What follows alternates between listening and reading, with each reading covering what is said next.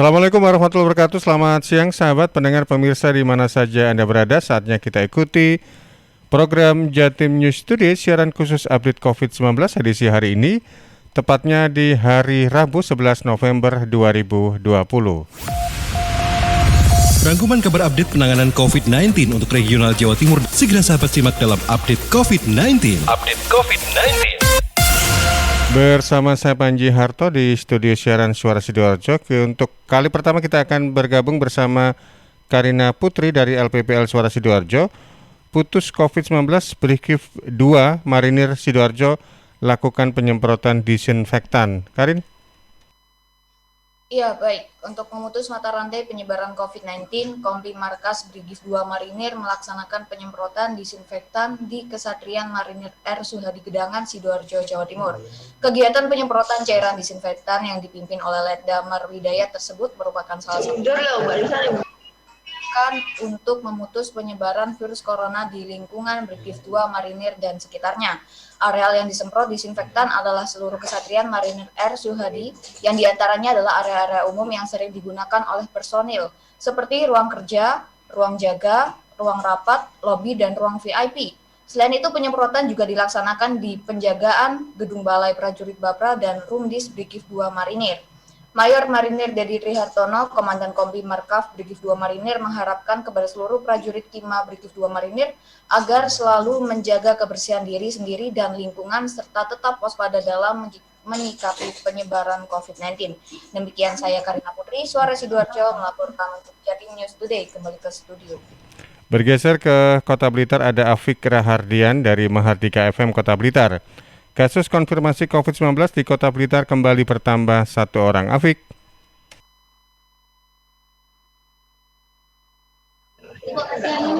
Ya, baik sahabat.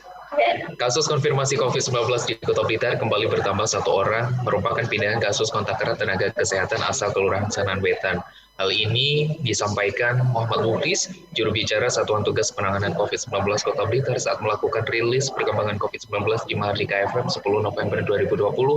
Mukhlis mengatakan, satu kasus COVID-19 merupakan perempuan, usianya 33 tahun, asal Kelurahan Bedogerit, Kecamatan Sanan Wetan.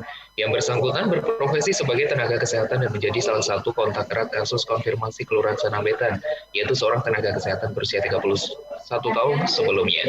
Pasien baru ini diketahui positif COVID-19 pertanggal 10 November 2020 setelah sebelumnya melakukan pengambilan swab test bersama 63 kontak erat lainnya.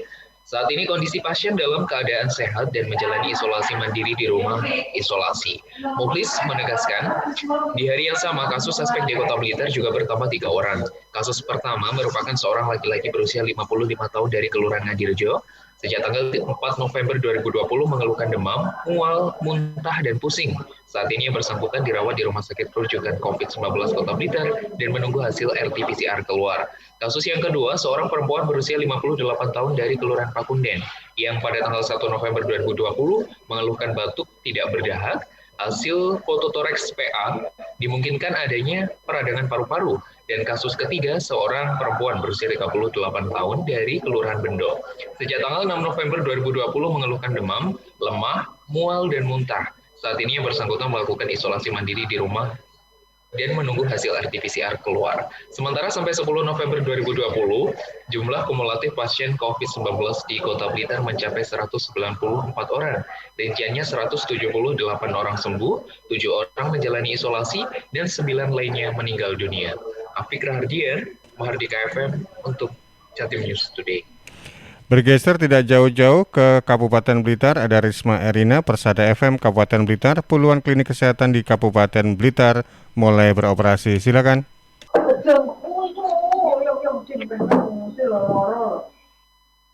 Iya, Riz.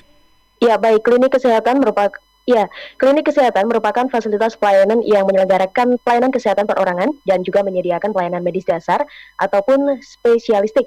Awal pandemi COVID-19, sejumlah klinik kesehatan di Kabupaten Blitar ini sempat tutup, namun memasuki new normal ini sudah mulai beroperasi kembali. Kepala Bidang Pelayanan Kesehatan Dinas Kesehatan Kabupaten Blitar, Christine Indrawati, mengatakan bahwa semua klinik saat ini sudah buka, hanya saja Ini untuk rawat inapnya dibatasi, di mana rawat inap ini benar-benar bagi pasien yang tidak ada gejala mengarah ke COVID-19.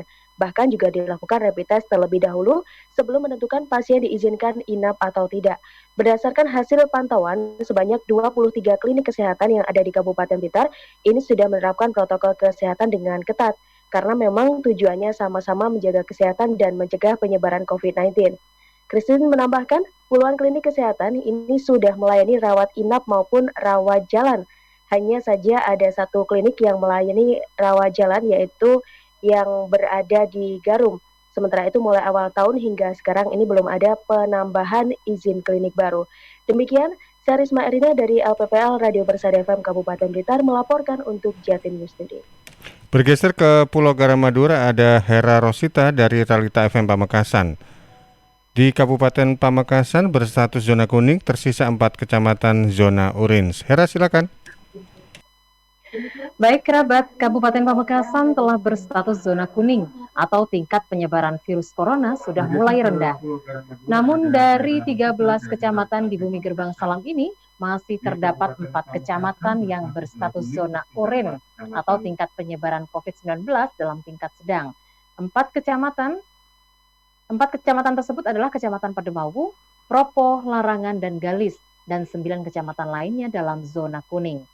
Ahmad Farid, Camat Pademawu yang merupakan salah satu wilayah yang masih berstatus zona orange, mengatakan masih ada masyarakat yang abai terhadap protokol kesehatan, sehingga menyebabkan kasus COVID-19 di Kecamatan Pademawu masih terus terjadi atau dalam risiko sedang.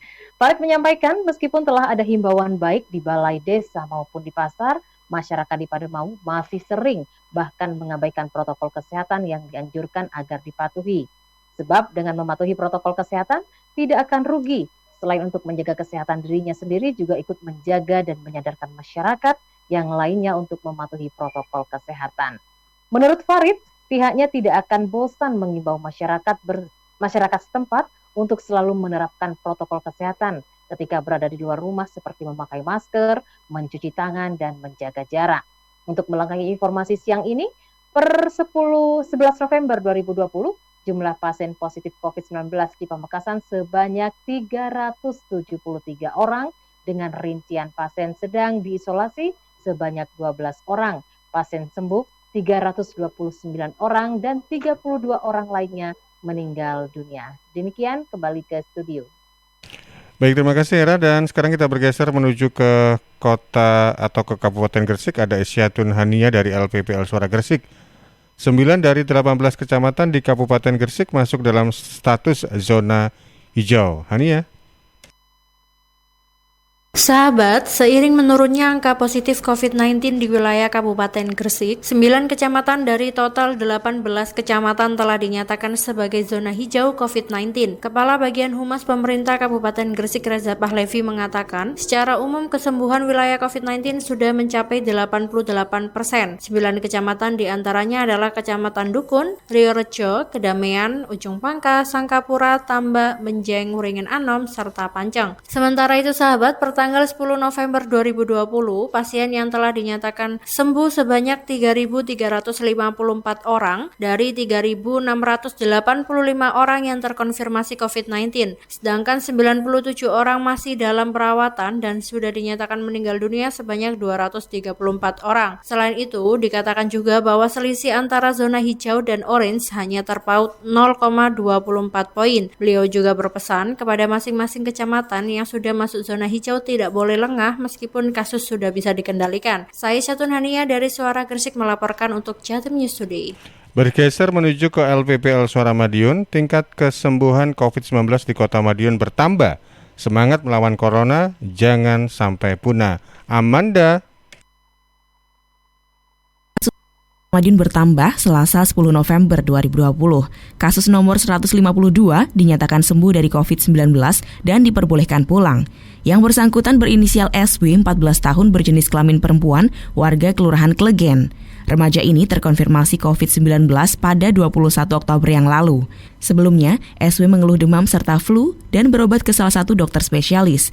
SW melakukan cek darah lengkap sekaligus rapid test dan hasil rapid dinyatakan reaktif. Swab tes dilakukan dan hasilnya terkonfirmasi positif COVID-19.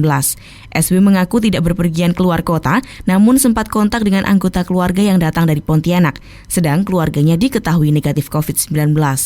Sebagai informasi sahabat, kasus konfirmasi saat ini berjumlah 174 orang dengan 147 orang diantaranya telah sembuh, 19 orang lainnya masih dalam perawatan, dan 8 orang meninggal dunia. Saya Amanda, Suara Madiun untuk Jatim News Today. Terakhir, ada peluang untuk berkunjung ke Radio Suara Anjuk Ladang, Ersal FM Nganjuk. Ada Prasetyo di sana yang akan mengabarkan kasus COVID-19 di Kabupaten Nganjuk masih bertambah. Pras?